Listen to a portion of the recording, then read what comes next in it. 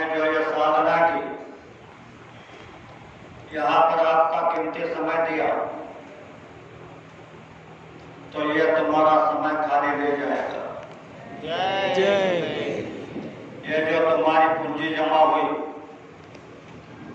गुरु महाराज कहते थे तुम्हारी साधना की पूंजी मैं ऐसी जगह जमा करूंगा वो तुम्हारे दस्तखत से नहीं निकलेगी।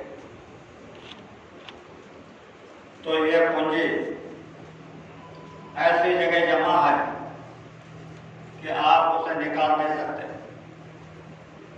फिर कहा था कि जब तुम्हें सख्त जरूरत पड़ेगी तो मैं मेरे दस्तखत से निकाल करके वहां लगा दूंगा। तो तुम्हारे घर में भजन आप कर रहे हो, यहाँ पर कर रहे हो, ये जो पूंजी जमा हो रही है,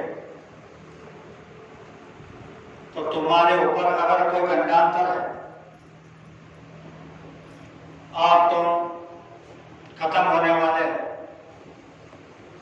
तो गुरु महाराज ये जो विश्व बैंक में जमा किए हुए तुम्हारे दिन हैं, इसमें से कुछ दिन निकाल करके वहां जोड़ देते हैं और तुम्हें मरने से बचा लेते हैं। यह काम सिर्फ परम संत ही कर सकते हैं, बाकी कोई नहीं कर सकता। और परम संत ही कर्मों की माफी दे सकते हैं, बाकी कोई भी नहीं दे सकता। आज इस धरती के ऊपर जितने भी मंदिर हैं, जितने भी देवता उस मंदिर में बिठाए हैं, उनमें से कोई भी देवता तुम्हारे कर्मों को माफ नहीं कर सकता, क्योंकि ये डिपार्टमेंट संतों का। हरिद्वार केदारनाथ के महाप्रभु कर्मों को माफ नहीं करते, वो कर्मों की सजा सुनाते हैं। जो जो कर्म आप करते हैं उसी की सजा सुनाते हैं। इसलिए लिखा है, राम बैठे झुरके में, सबका मुजरा ले, जैसे करे चाकरी वैसे मुसारा दे। जैसे तुम कर्म करोगे उसी का फल देने का अधिकार इनका, कर्मों को माफ करने का अधिकार इनका नहीं। तो आपको कर्मों का माफ करने का अधिकार जिनका है, तो आप इतने सौभाग्यशाली हो, तो वह पूर्ण धनी आपको गुरु के रूप में मिल गए। और इसकी महिमा इतनी है कि खाली इनका दर्शन हो गया तो मानव तन रिजर्वेशन, अन्य योनि में नहीं जाओगे। इतना बड़ा इनका महत्व है। और हम कई बार इनके चरणों को छुए, उन्होंने माथे पर हाथ रखा, तो कुछ लोग शिकायत करते थे, सरकार आप बार बार 3 बार मथुरा बुलाते हैं, हम गरीब लोग हैं, किराए का पैसा उधार लेते हैं और कुछ दिन यहाँ रुकते हैं।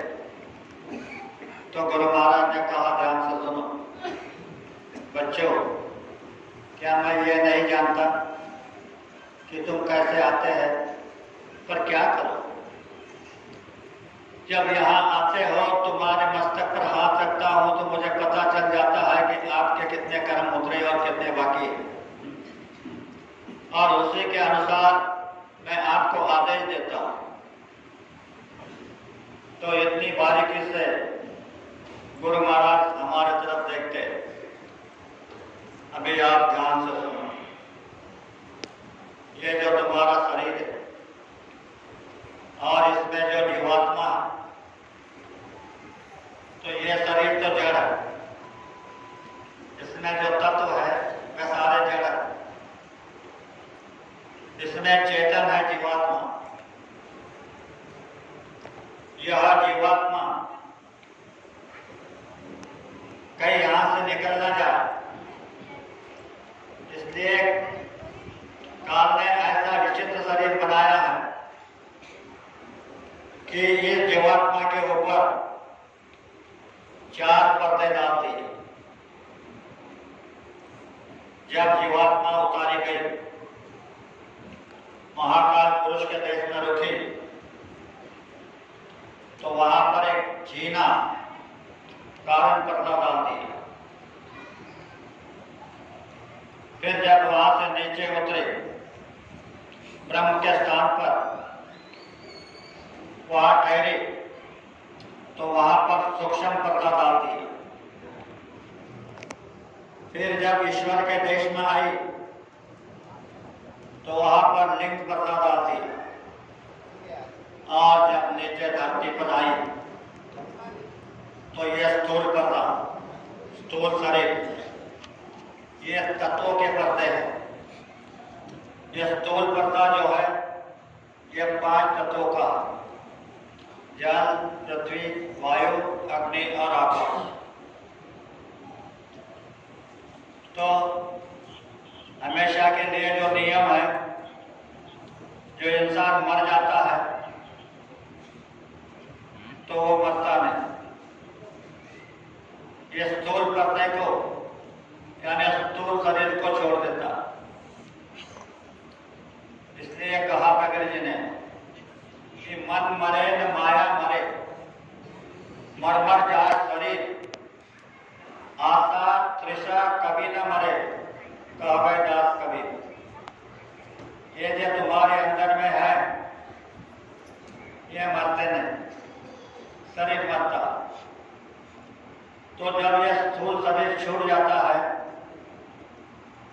तो लिंग शरीर में आपको जल की बाधा नहीं, अग्नि की बाधा नहीं, वायु की बाधा नहीं, यह किसी भी तत्व की आपको बाधा नहीं। इसके बंधन से आप छूट जाते हो। तो आगे का शरीर है लिंग शरीर। यह लिंग शरीर है 17 तत्वों का। 10 इंद्रिया, अंतःकरण की 4 शक्ति, मन, चित्त, बुद्धि, अहंकार, 14 हो गए, और 3 गुण। ऐसे 17 तत्वों का लिंग शरीर है। तो हमारे भारत के निवास से 10वें दिन जब निष्क्रिया विधि करने जाते हैं, तो पंडित जी चावल का 10 पिंड बनाते हैं और एक लंबा पिंड माया का बनाते हैं, त्रिगुणात्मक माया, रजोगुण, तमोगुण और सतोगुण। तो पंडित जी इस लंबे पिंड के 3 भाग करते हैं और उसमें छोटे छोटे पिंड जो है 10, उसमें मिला देते हैं। वो ऐसे नहीं, ऐसे मिलाते हैं। तो इसका अर्थ यह है कि लिंग शरीर में जो है 10 इंद्रिया और 3 गुण, जिनसे हमारी माता, हमारे भाई, हमारे पिता जो मर गए, इनको मुक्ति मिल जाए, इसलिए वो क्रिया की जाती है। पर आप तो उस क्रिया का ज्ञान भी नहीं कि किस लिए किया जाता है।